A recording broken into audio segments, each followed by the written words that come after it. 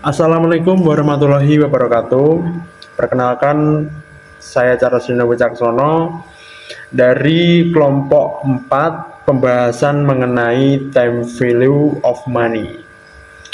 Jadi pada kesempatan kali ini kita akan membahas mengenai time value of money atau time value of money. Nah, di pembahasan kali ini yang pertama, time value of money merupakan sebuah konsep yang menyatakan bahwa sejumlah uang memiliki nilai yang berharga saat ini dibandingkan di masa depan. Nah, jadi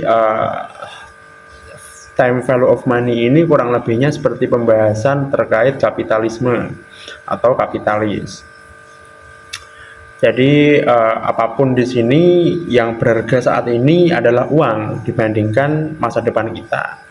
Nah, dari situlah mengapa pentingnya kita membahas mengenai time value of money ini. Jadi setelah ini pembahasannya akan dilanjutkan oleh rekan saya yaitu Anindra, dan saya serahkan untuk halaman selanjutnya.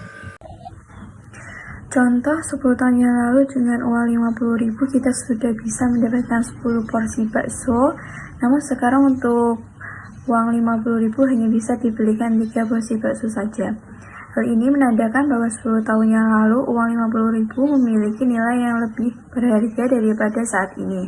Inilah yang disebut dengan konsep time value of money. Konsep ini sangat penting dalam akuntansi keuangan dan pengambilan keputusan bisnis. Faktor-faktor yang mempengaruhi ada potensi pendapatan, risiko, dan inflasi. Potensi pendapatan, uang yang dimiliki sekarang bisa diinvestasikan dan menghasilkan keuntungan di masa depan. Risiko, ada ketidakpastian di masa depan sehingga uang yang dimiliki sekarang dianggap lebih pasti nilainya. Inflasi yaitu nilai uang yang cenderung menurun seiring waktu akibat inflasi sehingga daya beli uang berkurang.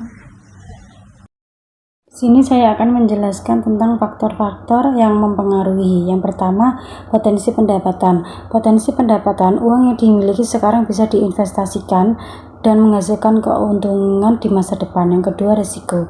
Ada ketidakpastian di mana masa depan sehingga uang yang dimiliki sekarang dianggap lebih pasti nilainya.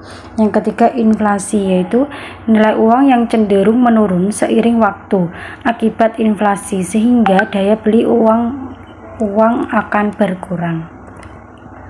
Selanjutnya, manfaat time value of money. Yang pertama, perencanaan keuangan pribadi.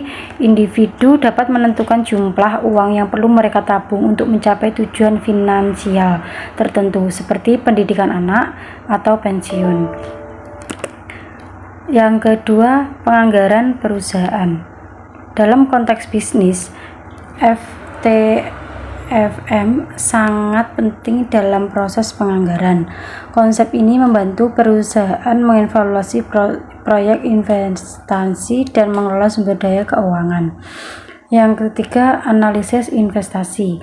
Untuk para investor, TFM memungkinkan analisis yang lebih mendalam terhadap beragam peluang investasi.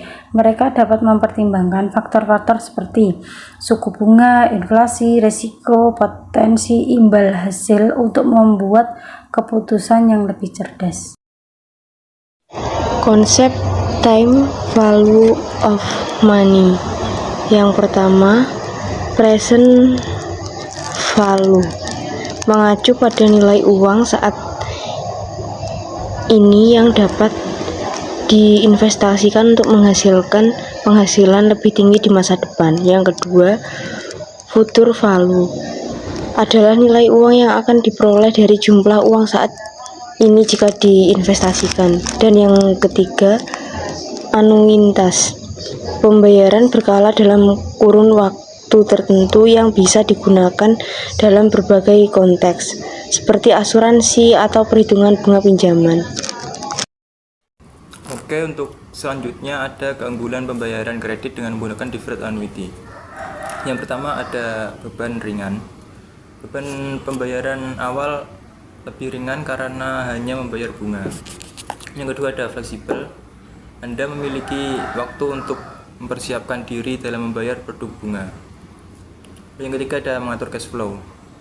Deferred annuity atau anuitas tertunda dapat membantu mengatur arus kas, khususnya di awal masa pinjaman.